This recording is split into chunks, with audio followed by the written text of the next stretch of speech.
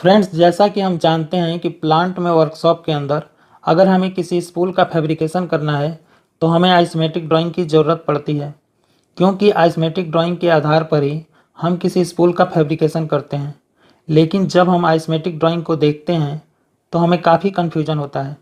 इसका कारण यह है कि ड्राइंग में जो भी चीज़ें दिखाई जाती है, चाहे वो फ्लैंच हो, कोई वेल्डिंग जॉइंट हो या कोई वाल्व हो, वो सिंबल के द्वारा ही दिखाई जाती है, क्योंकि ड्राइंग में इतनी जगह नहीं रहती कि हर चीज़ को विस्तार से दिखाया जा सके। यानी जब तक हम सिंबल को नहीं जानेंगे तब तक आइसमेटिक ड्राइंग को अच्छी तरह से समझ नहीं सकते। आइसमेटिक ड्राइंग को समझने के लिए ये सिंबल जानने ही होंगे, ताकि आइसमेटिक ड्राइंग में चीज़ों को देखकर हम पहचान सकें। तो आज हम इसी के बारे में बात करने वाले हैं। अगर आप इसे अच्छी तरह से जान जाते हैं तो गारंटी से कहता हूँ कि आप लोगों को आइसमेटिक ड्राइंग को देखने में कोई भी दिक्कत नहीं होगी और आप लोग आइसमेटिक ड्राइंग को आसानी से समझकर फैब्रिकेशन कर सकते हैं। तो वीडियो में लास्ट तक बने रहिए। दोस्तों, इस वीडियो का सेकेंड पार्ट अभी बनाना बाकी है, ताकि आप चीज़ों को विस्तार से जान सकें। इस वीडियो के थर्ड पार्ट में इन सभी सैम्पल को आइसमेटिक ड्राइंग पर दिखाऊंगा, तो वीडियो को ध्यान से देखिए। फ्रेंड्स, मैं हूं आपका दोस्त संजय कुमार और आप देख रहे हैं पाइपिंग ज्ञान। तो आइए शुरू करते हैं।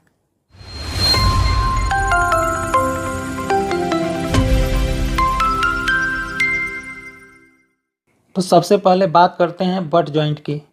वर्कशॉप में जब दो पाइप को टाका मारकर आपस में जोड़ते हैं तो उसे बट जॉइंट कहते हैं। आइसमेटिक ड्राइंग में सिंबल में इसे कुछ इस तरह से दिखाते हैं। अगला है शॉप वेल्ड।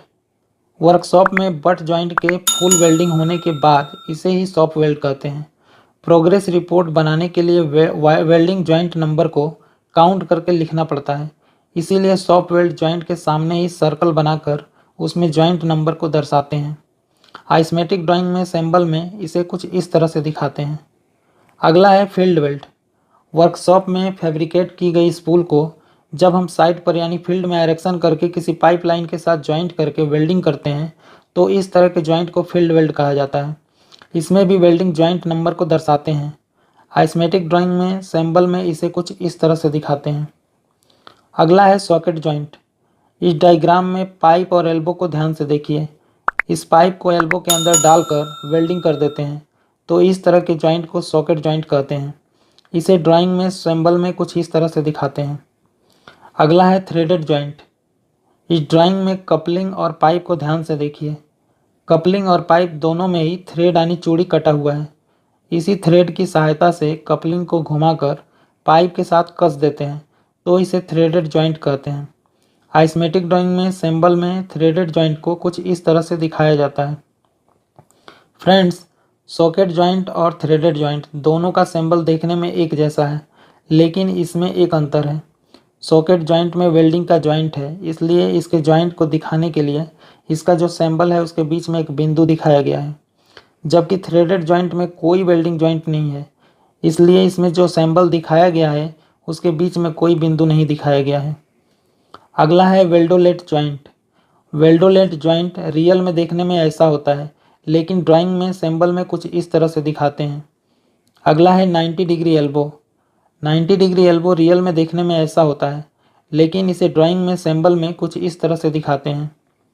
अगला है 45 degree elbow. 45 degree elbow real में देखने में ऐसा होता है, लेकिन ड्राइंग में सिंबल में कुछ इस तरह से दिखाते हैं। अगला है टी। टी रियल में देखने में ऐसा होता है, लेकिन ड्राइंग में सिंबल में कुछ इस तरह से इसे दिखाते हैं। अगला है lateral T. Lateral T real में देखने में ऐसा होता है, लेकिन ड्राइंग में सिंबल में कुछ इस तरह से दिखाते हैं। अगला है eccentric reducer. Eccentric reducer real में देखने में ऐसा होता है, लेकिन ड्राइंग में सिंबल में कुछ इस तरह से दिखाते हैं। अगला है concentric reducer. Concentric reducer real में देखने में ऐसा होता है, लेकिन ड्राइंग में सिंबल में कुछ इस तरह से दिखाते हैं। अगला है पाइप डायरेक्शन। ड्राइंग में सिंबल में पाइप को कुछ इस तरह से दिखाते हैं। इसमें जो एरो का निशान है वो पाइप लाइन की दिशा को दर्शाता है कि पाइप इस दिशा में जा रही है। अगला है पाइप स्लोप। अगर पाइप में स्लोप है तो ड्राइंग में सिंबल में कुछ इस तरह से दिखाते हैं। Item number. फैब्रिकेशन और इरेक्शन में आइटम नंबर देखने की ज़रूरत पड़ती है कि किस जगह पे कौन सा मटेरियल लगा हुआ है। यह जानना अत्यंत आवश्यक होता है। आइसमेटिक ड्राइंग में लाइन के ऊपर वर्गाकार बनाकर कुछ नंबर लिखा होता है। उस नंबर को बिल ऑफ मटेरियल में देखते हैं। इसको आइटम नंबर कहते हैं। इसे ड्राइंग में सिंबल में कुछ इस तरह से दिखाते हैं।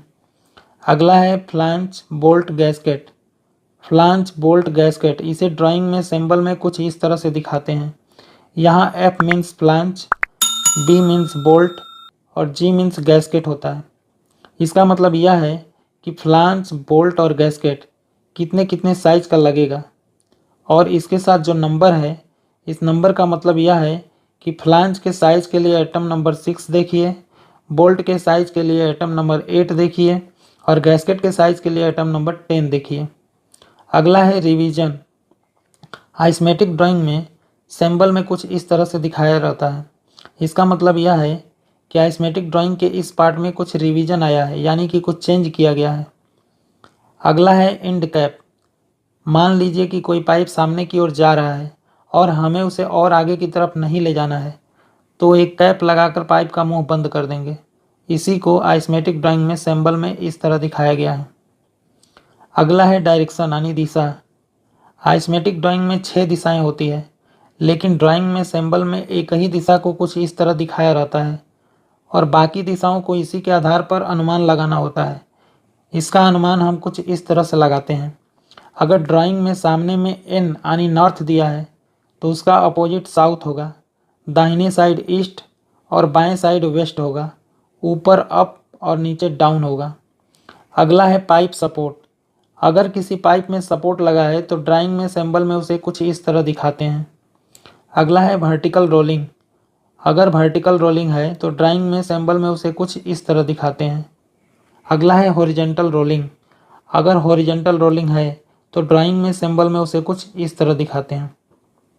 अगला है डबल रोलिंग। अगर डबल रोलिंग है तो ड्राइंग में सिंबल में उसे कुछ इस तरह दिखाते हैं। अगला है स्पूल नंबर। आइसमेटिक ड्राइंग के स्पूल नंबर को ड्राइंग में सिंबल में कुछ इस तरह दिखाते हैं।